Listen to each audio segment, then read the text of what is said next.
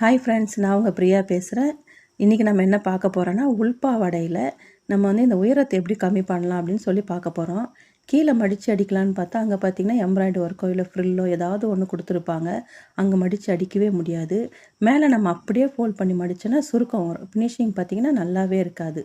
இப்போ நம்ம என்ன பண்ண போகிறோம் அப்படின்னா, சின்னதாக அந்த இடத்துல பார்த்திங்கன்னா அப்படியே உள் சைடில் மடிச்சிடுங்க. உள் சைடில் மடிச்சுட்டு அப்படியே நீங்கள் அடிச்சுட்டு வாங்க. அவங்க வந்து 1 இன்ச்சு வந்து ஹைட்டு கம்மி பண்ணால் போதும்னு சொல்லியிருக்காங்க. அதை வந்து நம்ம மேலேயே அப்படியே அடிப்போம். அந்த நாடா கொடுத்துருக்காங்க இல்லையா, அது பக்கத்துலேயே நீங்கள் வந்து என்ன பண்ணுறீங்கன்னா, கரெக்டாக அந்த 1 இன்ச்சு விட்டுட்டு துணியை விட்டுட்டு நீங்கள் அப்படியே தையல் போட்டுக்கிட்டே வாங்க. அந்த நாடா மேலே படாமல் அது பக்கத்துலேயே அப்படியே ஃபுல்லாக நீங்கள் போட்டுக்கிட்டே வாங்க. அப்போ என்ன ஆகும்னா, இது ஃபினிஷிங் பார்க்குறதுக்கும் நல்லாயிருக்கும். நம்மளுக்கு அந்த பிசுறு எதுவுமே வெளியே தெரியாமல், சுருக்கம் இல்லாமல் அழகாக இருக்கும். ஃபுல்லாகவே நீங்கள் இந்த மாதிரி தையல் போட்டுக்கிட்டே வாங்க.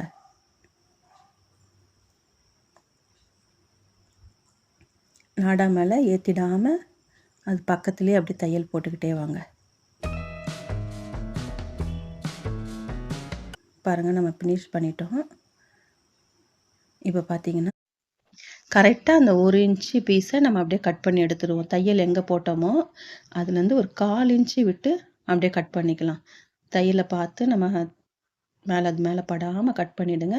அடியிலையும் பீஸ் எங்கன்னா மாட்டியிருக்கான்னு பார்த்து கட் பண்ணுங்கள். பீஸ் எங்கன்னா மாட்டிட போகுது பார்த்து ஃபுல்லாகவே இந்த மாதிரி கட் பண்ணி எடுத்துருங்க.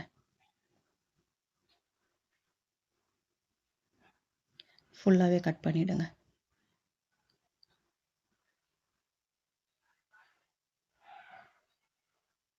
பார்த்தீங்களா, கட் பண்ணியாச்சா? இப்போ நீங்கள் இதை வந்து அளந்து பாருங்களேன்.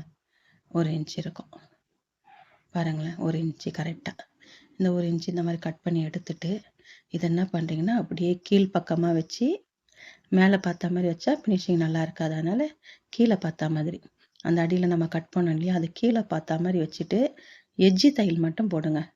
கரெக்டாக அந்த எஜ்ஜிலேயே போட்டுட்டு வாங்க. ஃபுல்லாகவே அந்த எஜ்ஜி மேலேயே அப்படியே தையல் போட்டுக்கிட்டே வாங்க பொறுமையாக. இது வந்து பார்த்திங்கன்னா கொஞ்சம் ஒரு 10 நிமிஷம் இல்லை ஒரு 5 நிமிஷம் தான் எக்ஸ்ட்ரா ஆகும். அதுக்கு மேலே நம்மளுக்கு வந்து டைம் ஆகாது. நம்ம அப்படியே மடித்து கொடுத்துட்டோன்னு வச்சிங்களேன், ஃபினிஷிங்கே இருக்காது. பார்க்குறதுக்கே ஒரு மாதிரியாக இருக்கும். கொஞ்சம் டைம் எடுத்து இது பொறுமையாக பண்ணி கொடுக்கும் போது பார்க்க ஃபினிஷிங்காகவும் இருக்கும். எப்படி அந்த இடத்துல நம்ம வந்து ஓவர்லாக் மட்டும்தான் பண்ண போகிறதில்ல. மற்றபடி தையல் 2 தையல் போடுவோம். அந்த எஜ்ஜி தையல் எல்லாமே இருக்கும். பாருங்கள், இந்த மாதிரி நீங்கள் ஃபுல்லாகவே இந்த மாதிரி தையல் போட்டுக்கிட்டே வாங்க.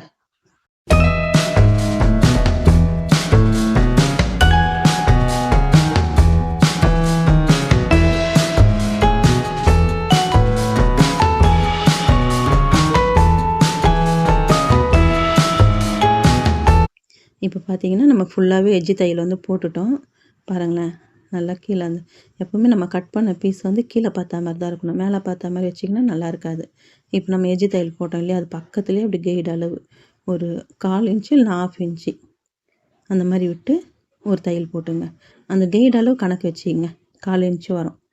இந்த மாதிரி தையலை அப்படியே ஸ்ட்ரைட்டாக போட்டுக்கிட்டே வாங்க.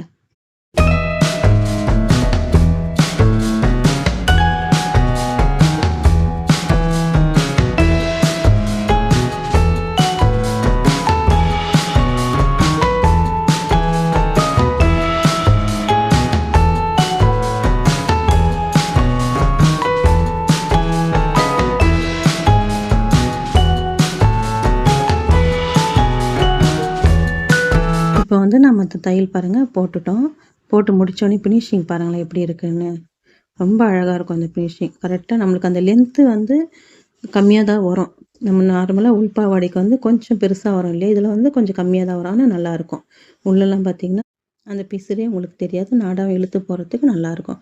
நம்ம வீடியோ பிடிச்சிருந்ததுன்னா லைக் பண்ணுங்கள், சப்ஸ்கிரைப் பண்ணுங்கள். உங்களுக்கு என்ன தேவை கமெண்ட்டில் கேளுங்கள், நான் உங்களுக்கு வீடியோ போடுறேன். தேங்க்யூ, பாய்.